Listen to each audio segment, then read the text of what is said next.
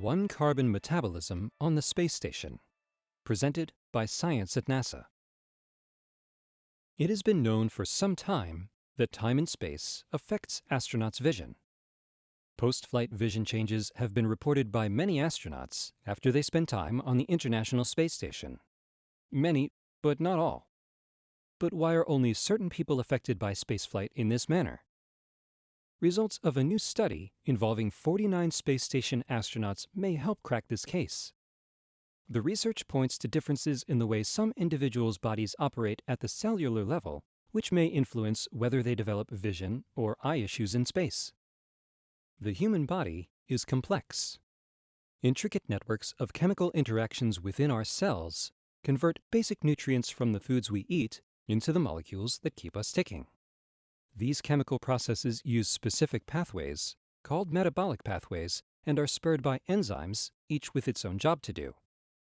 Scott M. Smith from the Biomedical Research and Environmental Sciences Division at NASA's Johnson Space Center explains, one of these pathways, called the one-carbon metabolism pathway, moves single carbon atoms from one compound to another in our cells.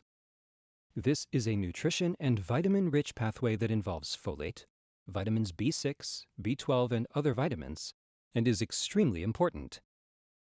In the one-carbon pathway, enzymes help by pulling a single carbon atom from a folate or other carbon donor and attaching it to an amino acid, thus converting it to a different amino acid.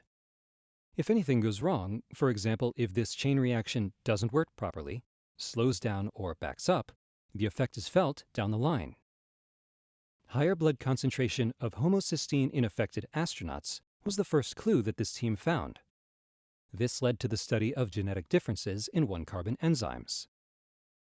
Smith says, we found two genetic variances in the enzymes that facilitate the one-carbon pathway.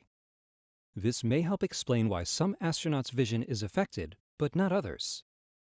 This represents the first time researchers have identified a genetic marker associated with a spaceflight medical issue. In fact, this is also the first time that NASA has used human genetic data directly in an investigation. Smith continues, we found that in addition to genetics, this effect was also associated with B vitamin status. A missing piece of the puzzle, however, is while we have shown an association between genetics and vision, we still don't know the mechanism or cause of these effects. That's one of the keys to figuring out how to prevent or treat this in affected crew members. This could be important on Earth, too, because differences in these same enzymes are associated with the occurrence of cardiovascular disease, stroke, and other medical issues.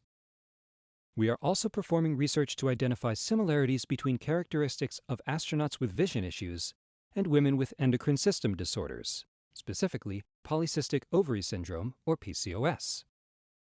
This beginning research is needed to document a possible tie between astronauts with vision issues and women with PCOS.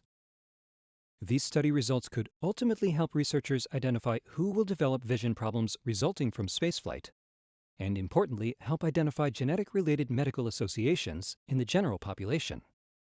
Scientists looking at this problem from different perspectives have more research to do before coming to a consensus. Smith notes this study merely scratches the surface toward understanding the genetics and apparent associated relationships.